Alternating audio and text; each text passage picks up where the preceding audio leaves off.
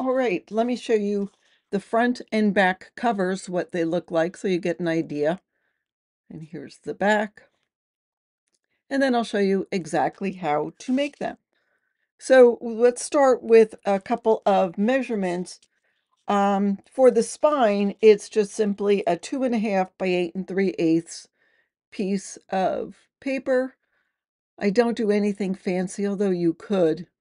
I just kept it simple for this. So there we go with that. Now I use that same paper for the top of the back, and that's 3 inches by, I know I have the measurement somewhere, 7 3/8. The bottom is 4.5 by 7 3/8. So I'll go ahead and put that bottom piece on.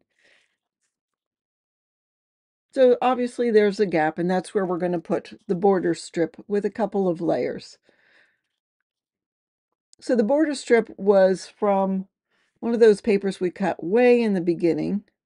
It's got the chessmen, and that measures 1 3/8 by 7 7/8. The gold is 1 5/8 by 7 7/8, and the black cardstock is 1 3/4 by 7 7/8.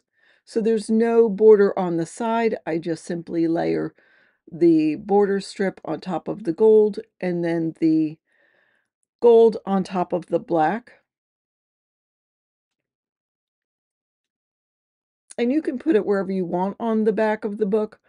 I generally sort of work in the rule of thirds. There's 2/3 on the bottom and 1/3 on the top, approximately. It's not exact. So I just put it on the top of that decorative dark paper.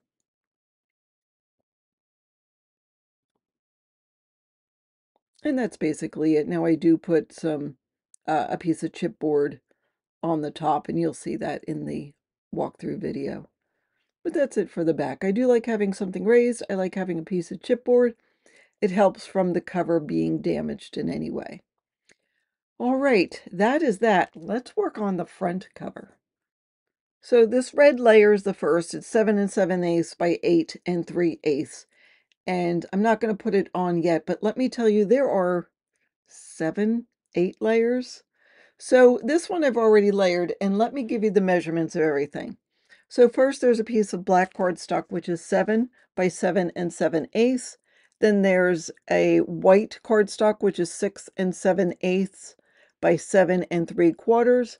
Then that gold flowers is 6 3/4 by 7 5/8. Another white cardstock, which is 6 5/16 by 7 3/16, because I wanted it to look just like what you see the border here. So I just sort of reproduced that look. And then there's another piece of black cardstock, 6 3/16 by 7 1/16, and then this decorative paper, which is 6 1/16 by 6 7/8.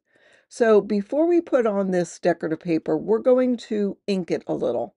I want it to be a little more muted, especially in the center, because we're going to have this piece, which comes from this paper. I fussy cut it out, and I added onto some black cardstock, and then I will eventually raise it up. I kept that butterfly on the top. But I just want to see where it is. So you've got 1 inch on each side. You can go in more than 1 inch. And I want that area to be darkest. Now it's okay if it's a little lighter to the edge, but I do want to tone down this decorative paper. So I take some black soot, distress ink, and just go all around it. Now I take the cover, I'm going to use that as my base. So what I've got is, I've got that sort of arch, and that's going to go around. You can see I've inked around there. The center is going to be covered with this decorative piece. Now this diamond that I end up using is a little bigger. It's 4 inches by 5. This one looks like it's 4 by 4.5, but I change it out. I want to tone this down. So this isn't even quite 4. 3.5 by 4. But I end up using a 4-inch by 5-inch to make sure it's all covered. So I am taking my black soot and I am just going to tone it down. I want it to look like what is here. Now you could just take that piece and use it if you wanted to. But see how toned down it is? So I'm just going to ink up this whole piece. And again, the piece that I end up using is 4 inches wide by 5 inches tall. And I just take my dauber, and just ink it up. I do this because I want to have, I don't want this piece to be predominant. I just want it to be muted. So I work it a little bit until it's toned down. All right, so I've inked it up and I've taken some of my distress paint in tarnished brass, put it on an inking thing, whatever, and I added some water. The more water you have, the bigger the drops. So I'm mixing it up on an old paintbrush. It's an acrylic paintbrush. You could use watercolor. Bristle paintbrush might have lots of drops. And let's practice first. So I'm going to take my, you could take another pencil, a ruler, whatever. And I've got my brush. I'm going to go like that. Whoops. So we don't want to do that.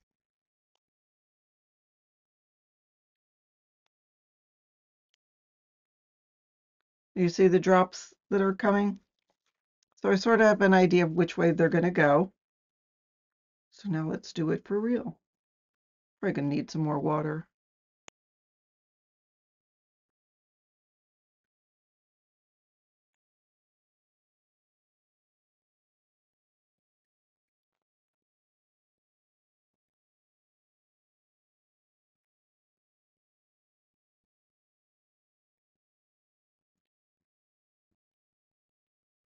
I want more over here, but I'm good.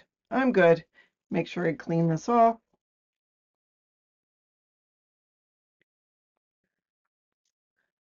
And that's probably all I'm going to do with that. And I'm going to cut out a couple of these butterflies and these flowers, and I'm going to just adhere them onto here. So let me fussy cut them, and I'll show you where I'm going to put them.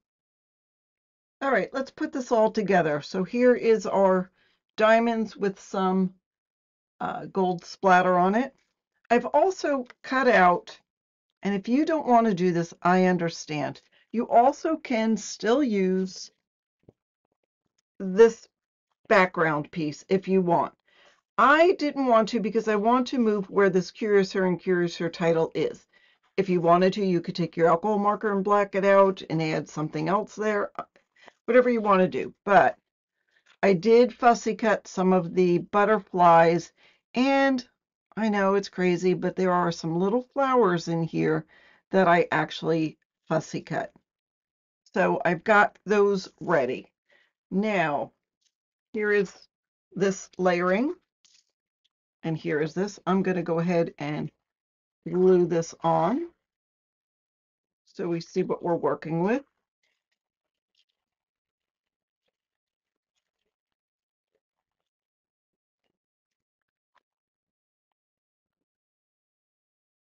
Oh, I love it already.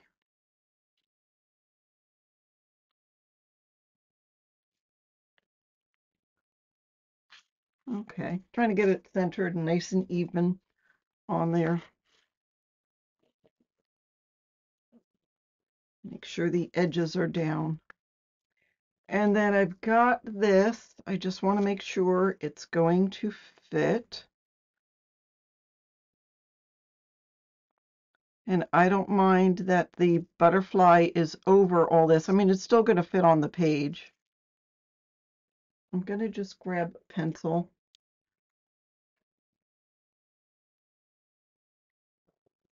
Just so I know where it's going to go.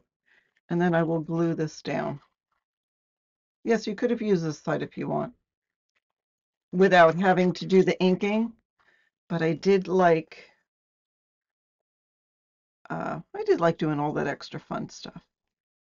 Okay, so there we've got that. I think some of these dots were a little wet, and I splattered it. Okay, this we're going to add with some dimensional adhesive. I'm not going to put it on yet. I'm going to figure out where my placement's going to be. So does she sit up straight? Does the hat need to be straight? I think so. She's looking down. I'm okay that some of these are off of the page because, I mean, it's going to go on here. And we still have 1/8 of an inch of the book still. And if I have to, I'll just trim it down. It's no big deal. So that's probably where she's going to go. And of course, this is going to go below her. So she's going to need to be raised. So while I've got that in place, because that's pretty much where it's going to be, I'm going to figure out where I'm going to put these butterflies and things. I also did add a little bit of gold on these butterfly, the outside. All right, so this was cut from the edge of the paper, so I know that's got to go over to the edge there.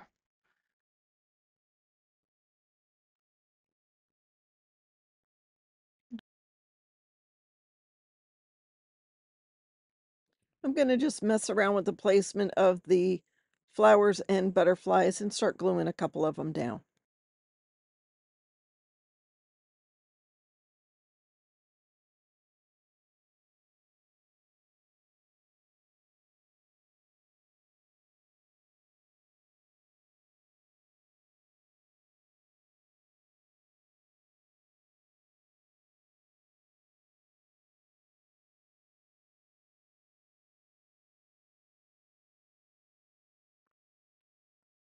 So I've taken a piece of spare chipboard, just some scrap, and I've drawn sort of an outline of where the majority of this picture is going to be, and I'm going to cut it. So if I can use chipboard, I'll use it. Number one, it's less expensive. Number two, it's better for the environment. Number three, I always have it. So I'm gonna just sort of cut a rudimentary outline, knowing that I will also use some foam dimensional adhesive because I certainly chose the wrong scissors for this. Because the foam adhesive will work around this as well. It'll be easier to manipulate. If I go like that, that's good. It's just down here I have to cut. And I could piece together a whole bunch of chipboard. I've done that before. And honestly, if you use black chipboard, graphic 45 cells, it's a lot easier because you don't see it. Okay, just going to cut this piece off. Add some glue.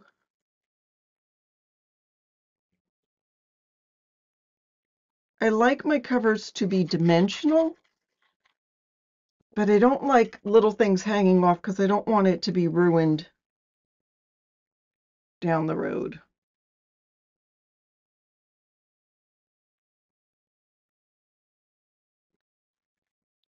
And then I will fill in some more with some chipboard, and then I will fill in the rest with dimensional adhesive.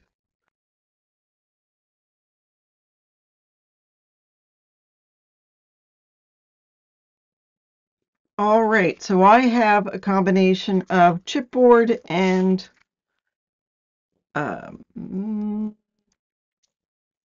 3D foam strips. There are those. That is from Scrapbook Adhesives. They are, I'm trying to look and see, 0.12 by 3.93 by 0.08. Oh, which means 3 times 100 times 2 millimeters.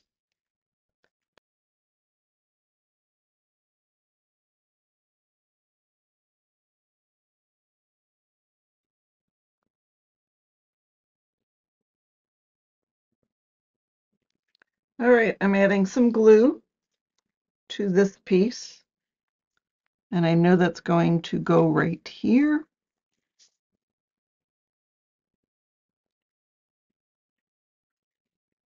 So there we go with that. And then I will add glue onto my chipboard and a couple drops onto where some of my dimensional adhesive is.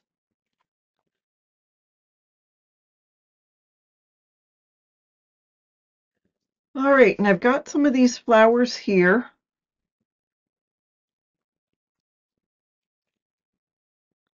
And I've got some of the butterflies. Gonna bend them in half.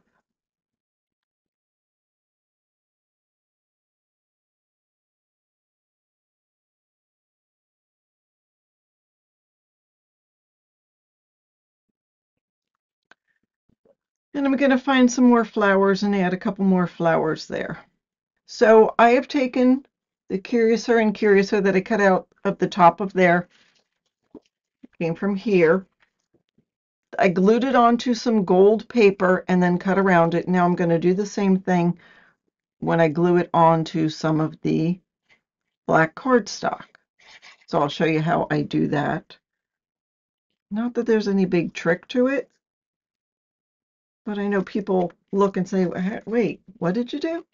So I'm just going to go in, and each layer that gets larger, I go around the corners even more sort of accentuated. Cut this piece off. Like the first layer, I'll go closer and cut the corners a little bit closer. The second one, I'll just sort of bubble it out a little bit more. Like here, I'm just gonna go around, not get all the little detail-y things. The first layer, the one that has the words on it, I was a little more detail-y. And I might cut it a little bit closer, but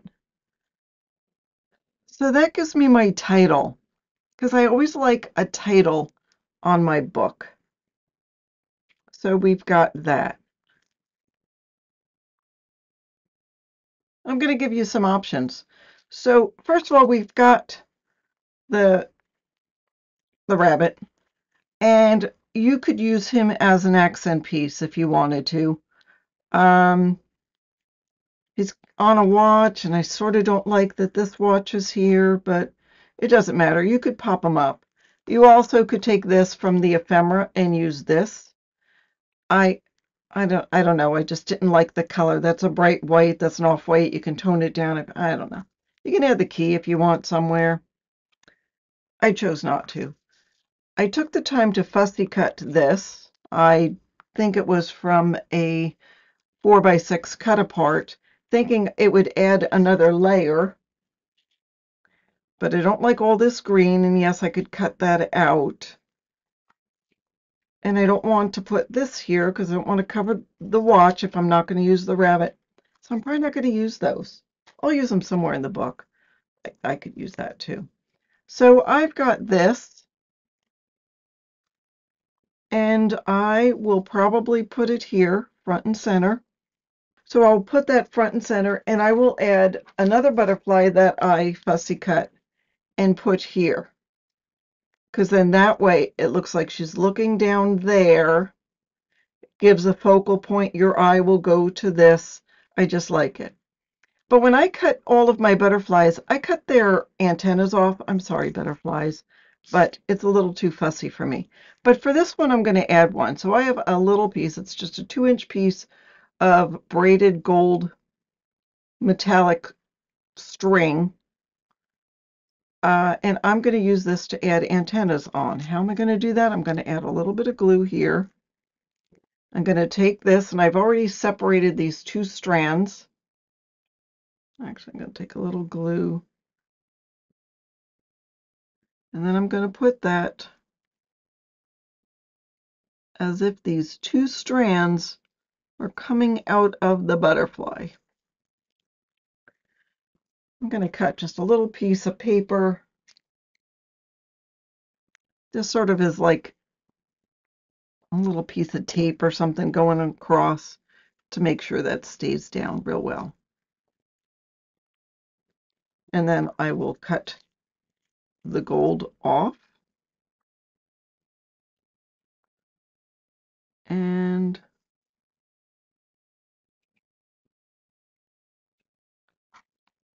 so there we've got some antennas coming out of our butterfly. All right, one other little detail-y thing. Actually, I'll go ahead and glue him or her onto our Curiouser and Curiouser. I don't mind that I cover up some of the words because you know what it says. If you know Alice in Wonderland, and plus you've got the second word there to remind you what it is. Okay, I'll let that sit and glue. Okay, one more thing, and then I'm done. So I had a scrap of this paper, and if you cut it in sort of a triangular shape, so I'm going to go like this. I'm not really paying too much attention, just wiggling it back and forth. You know, if it's a lilac, lilacs grow in that triangular, just a triangular shape.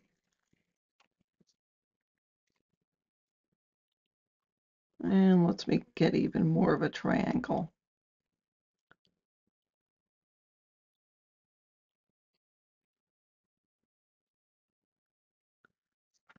So it's you know, if we go like this, it's not a perfect triangle, but you get the idea. I'm going to grab my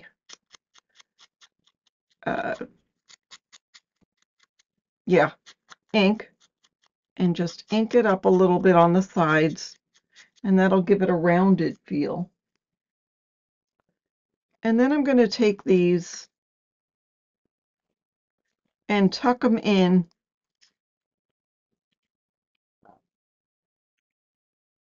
now. You'll have to cut some, but I don't know how many I'm going to use. I'll put some over here.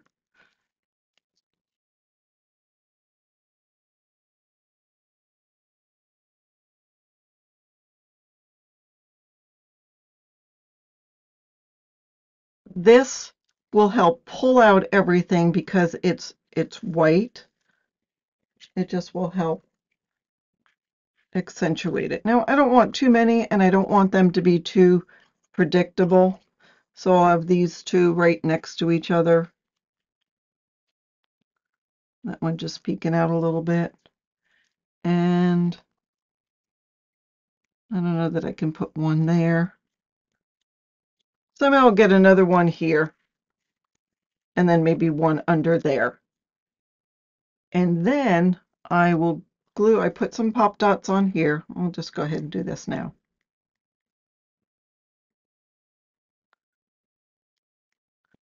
So we've got, it's on the cardstock, gold paper, and then the writing.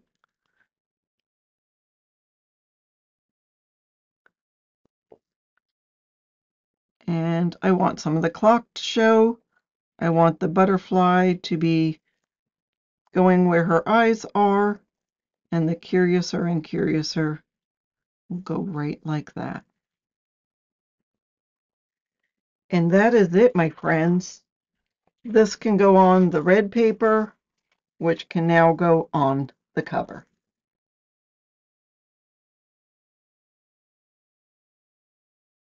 Okay, now we're going to add the pages to our hinge. So first of all, it's important to make sure you've got them in the right order. And second of all, let's do a dry run. So there's tubes. You should be able to find the tube fairly easy. And the tube fits over the hinge.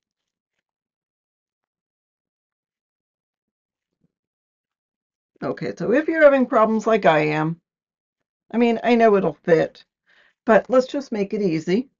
And I'm going to just miter a little bit on this hinge. So I'm going about 1/8 of an inch from the top corner and going down, so there's about 1/8 of an inch left. I'm just going to do it to all these hinges. I might not need it for all, they might fit real easy, but let's just make life easy.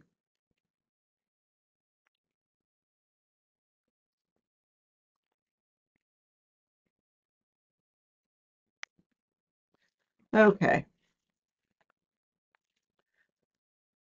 So now, again, we'll take this first tube and slide it in.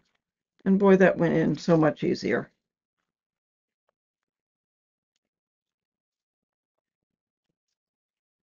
All right, so now I'm going to add glue to the back and the front of the hinge. I'm staying towards the top of it. Now the glue will slide down as you slide the page in, but you don't want it to get so deep that it gets into, that it shows. So I am just going to put a little bit in, put my page down,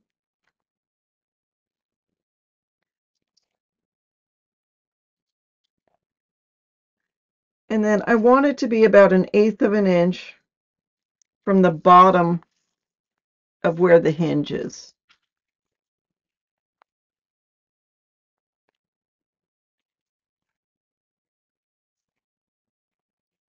There we go. I'll get my bone folder and burnish it. We can open up the page.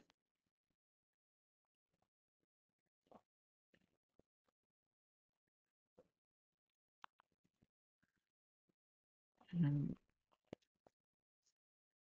I don't need to open that. And then get it in. So let's continue and put all of our pages on. You don't want to be stingy with the glue because it's what's holding everything together, but you don't need it so it's dripping. I'm going to talk over as I put in the rest of the pages because that is the end of all of our videos. You can go back and look at the walkthrough to see all of the details. I've added some of the chipboard pieces, some of the ephemera. I used almost all of the rub-ons and just added a bunch of stuff. Now again, everything I used came from Graphic 45, except of course the paper and the glue and things like that. But I didn't add anything else. I will be doing a video of another mini album using the same collection and basically the same page design, but I will be taking it up a notch and adding metal embellishments, ribbons, just a lot of different things that are available to most people. I hope you've enjoyed this series of tutorials and you followed along. If you feel so inclined, to the 3 people who have lasted through these 10 videos, hit the thanks button and buy me a coffee, but it's not necessary. I'm just glad you enjoyed the videos and I'm hoping that you liked them all. Thank you again and have a fabulous day.